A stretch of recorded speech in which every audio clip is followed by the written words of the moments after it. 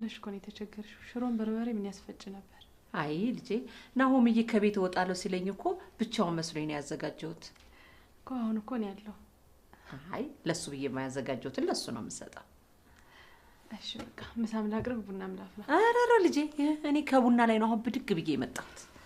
እሺ ማሚ። መቼ ነው አያሌውን የምትተዋወቂው? እኔ እንጃ መቼ አሁን።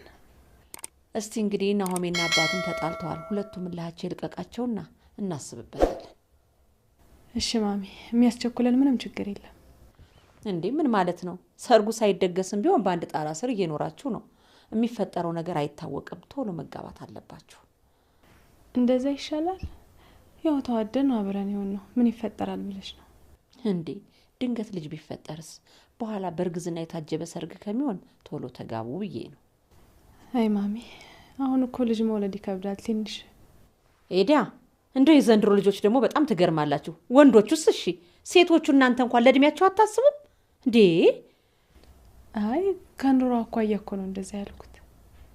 ይኸውልሽ እኛ ልጆቻችንን ያሳደግነው በሱ ቸርነት ነው። ጊዜና ሰው እንጂ የተቀየረው እግዚአብሔር አልተቀየረም። ብትወልዱም በቸርነቱ ያድጋል።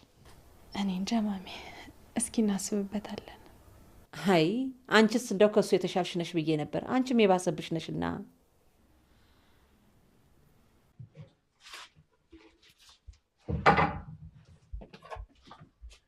እንዴ ሰዓት ደረሰ እንዴ? እኔ አንቺ ስትናፍቂኝ መምጣት አልችልም ሰዓት ካልደረሰ። አረ ትችላለህ። እኔ ምግብ ሳልሰራ መጣ ብዬ ነው። ለእኔ እኮ አንቺ ማየት በቂ ነው። ሀኒ ላግዛት ሂጂ እኮ ለካ ሰዓቱ ሄዷል። እንዴ እና ሄዳ። እንደውም ይኸውልሽ በፍቅር የተከሸነ ቆንጆ ምግብ እንሰራለን። ኪራስ አልነግርህ፣ ለሀኒ የመሰነባበቻ ፕሮግራም ብናዘጋጅላት። መቼ ነው የምትሄደው? 1 ሳምንት አለኝ ብላለች። እሺ ደስ ይለኛል። እሺ ሀሳብህን ልስማ ብዬ ነው። ሲጀመር አንቺ አምጥተሽው እኮ እኔ የማልስማማበት ሀሳብ የለም። እሱንም አውቃለሁ። ሲቀጥል ደግሞ ይሄ ቤት ያንቺም ነው። አሁን ይኸውልሽ እኔ ለአንቺ አለቃሽ ሳሎን ባለቤትሽ ነኝ። እሺ ታውቃለህ፣ ግን አንዳንዴ ለዚህ ክብር መብቃቴን ሳስብ ፈጣሪን ምን አድርጌለት ነው ብዬ አስባለሁ። ለአንቺ ከዚህም በላይ ይገባሻል። ሲያንስብሽ ነው። እሺ አሁን በራብ እንሙት ወይስ እንስራና እንብላ? በቃ እሺ ስሪ፣ ሳሎን ነኝ። ተመስገን የኔ ጌታ፣ ደስታዬን አንተ አጽናልኝ።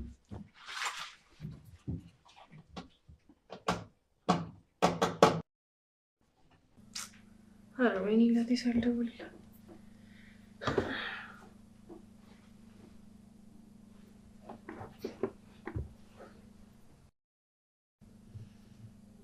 ሄሎ እቴ፣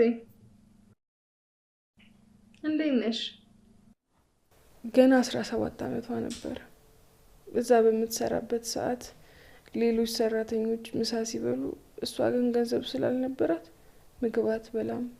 ከዛ ብቻዋን ቁጭ ብላ ሰለሞን ሳያት ለምንድን ነው ምሳ ማትበይው ብሎ ሲጠይቃት ገባው መሰለኝ ከኪሱ አውጥቶ 50 ብር ሰጣት። የሚገርምሽ ያንን 50 ብር ለእኔ ብላ አንጀቷን ቋጥራ ምንም ሳትበላ ይዛው መጣች። የሚገርምሽ እኮ እንደዛ የምትሆነው የኔን ፍላጎቶች ለማሟላት ነበር እኮ። አሁን እኮ አለፈ። ትላንትና ነበር እያሉ ማውራት በራሱ እኮ መታደል ነው። እሱማ ከዛ እዛ እየሰራች ከሱ ጋርም ተቀራረቡ። የጉልበት ስራውን ታይ ብሎ ጸሐፊው ያደረጋት። የሚገርምሽ መኪናም ነበረው። ከዛ ቤት ያደርሳታል። የኛን ታሪክም አወቀ። ከዛ በኋላ እቴ ያቆመችውን ትምህርትም ቀጠለች። ግን እኮ ባለፈው ሪሰርቸር ነበር ነው ያልሽኝ? አዎ በሰዓቱ ምንም እንዳትኝ ብዬ ነው ዋሾሽ። ጽናት፣ ታሪኬን ሳስበው ልቤ ይደማል። በተለይ እህቴ፣ ለዛ ብዬ ነው ዋሾሽ። እሺ በቃ ሰንዬ፣ ስወድሽ ተረጋጊ። ከዛ ከ4 ዓመት ትውውቅ በኋላ በ21 ዓመቷ ተጋቡ። በሰዓቱ ቤተሰቦቹ ደስተኛ ነበሩ። እኔም አብሬያቸው ኖር ነበር። የባልየው እናት ግን እሷ ጋር እንድኖር ወሰደች። እዛ ቤት መግባት ለእኔ ሲኦል ነበር። እየራበኝ የማልበላባቸው ቀናቶች ነበሩ። ለምን አላቅም። ልጄን እህትሽ ተጠቀመችበት ትለኝ ነበር። ምግብ እንኳን ስጠይቃት ለምንድን ነው አንቺ ማበለው? ለነፍስ እንኳን አትሆኝኝም ትል ነበር። እየተራቡ ምግብ አለመብላት ደግሞ ከባድ ነው። እና ቆይ ወደ እህትሽ አትመለሽም ነበር? እንዴት ብዬ ለእኔ ብላ የተንከራተተችው ሳይበቃት እንዴት ብዬ በትዳሯ ልግባ? እሱማ ይከብዳል። ግን ይህንን ማሰብሽ ራሱ ምን ያክል ለእህትሽ ቦታ እንዳለሽ ነው የሚያሳየው። ከዛ ከጊዜ ወደ ጊዜ እህቴ ስታየኝ እየከሳው መጣው። ክረምቱ ሲገባ ጠብቃ እሷ ጋር ወሰደች። ከዛ እሷ ጋር መኖር ቀጠልኩኝ። እሷ ራሱ አስተዋይ ናት። በመሀላቸው ጥብቅ ቅርርብ አለ። ከዛ አይቀርምና ያቺ ክፉ ቀን መጣች። ሰለሞን ምን እንደሆነ በማይታወቅ ምክንያት ራሱን በገመድ ሲጣርጎ ገደለ። ይኸው ከዛን ቀን ጀምሮ እህቴ እድሜ ልክ ጸጸት ተሸክማ መኖር ጀመረች።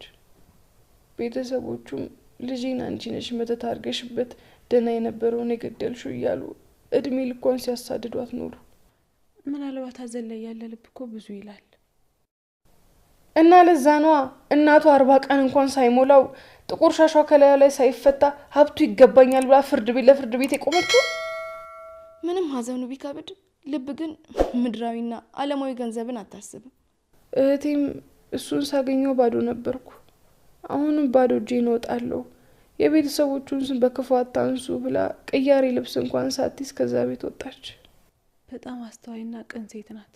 ቤተሰቦቹ እንደዚህ አድርገዋት እንኳን ስማቸው በክፉ እንዲነሳ ለመፈለጓ ምን ያደርጋል።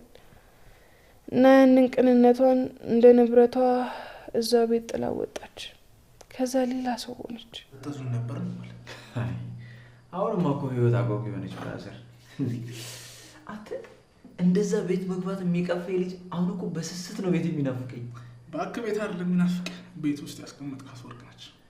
እሱ ስልክ ታውቃለህ። ግን ሴት ልጅ ብልሃተኛ ከሆነች ቤቷን ትሰራለች የሚባለው እውነት ነው። ሴት ልጅ ታፍቅር እንጂ ምንም ነገር አፍርሳ መስራት ትችላለች። ምንም ነገር በጣም እንጂ አስበዋል። ያንን እልኸኛነቴ እንደዛ ከኔ ውጭ ሌላ ሰው የለም የምለውን ነገር በሙሉ እኮ ነው ያስቀየረች። ይኸውልህ አንተ በጣም ውድ ጓደኛዬ ነህ። ጽናት ደግሞ ለአንተ ስትል በጣም ብዙ መስዋዕትነት ከፍላለች። ይኸውልህ እኔም ባለፈ ነገር ልወቅስህ ምናምን ነገር አለ፣ ግን በቃ በጣም ብዙ ነገር በድላታል። ስለዚህ እባክህ መሀላችሁ ያለው ፍቅር ይበልጣልና ካሁን በኋላ ምንም ነገር ቢፈጠር እንዳታስቀይማት። አረ በጭራሽ ነው። ከዚህ በኋላ እሷን አስቀይ ምን ባክሽ እንደሩ ስላት እምቢ እያለች ነው። አረ እኔ ወደ ቤት ሄዳለሁ። ከደህና ቤቴ እንዳትጣጣሉ እንዴ ሰኒ አንቺ ቆይ በአንዴ ሄዳችሁ ቤቱን ጭር ልታረጉብን ነው? እሺ እኔ ግን አላውቅም፣ ብሄድ ይሻለኛል። እሺ እኔ የሆነ ነገር ለምኛችሁ አውቃለሁ። ልለምናችሁ በቃ ደሩ። ወይ በእናትሽ በቃ አታስጨንቂ። አረ ተው ቆንጆ ፊልም አለ፣ እሱን እኮ እንድናይ ብዬ ነው። ፊልም አለ? አዎ ነይሲ መጀመሪያ መጀመር አንተ ገና ማስታወቂያ ላይ አይደለም ነው የተዋናሽ የምትሸመደዱ ነው። ዝም በል በቃ እንበት። አትረብሹ በቃ። ሻው ፊልም ነው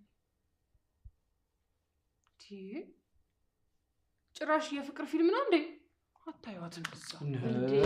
ለምን እባክሽ እዛ ፍቅር እየተጫወታችሁ እኔ ብቻዬን የፍቅር ፊልም ላይ ነው እንዴ? ለምን ግን? ኧረ አይቻልም። በለው እናንተ ተነሱ፣ እንዳትተኙ። ተነሱ እንዴ! አንቺስ? እኔማ ቁጭ ብዬ ፊልሙ ነው ያለው። እኔ እኮ ሲኮ ወደ አይደለም የብዶች አለቃ ነው የምትለው። እንዴ አይቻልም። አታዩ እንዴ እናንተ እዛ ፍቅር ስትጫወቱ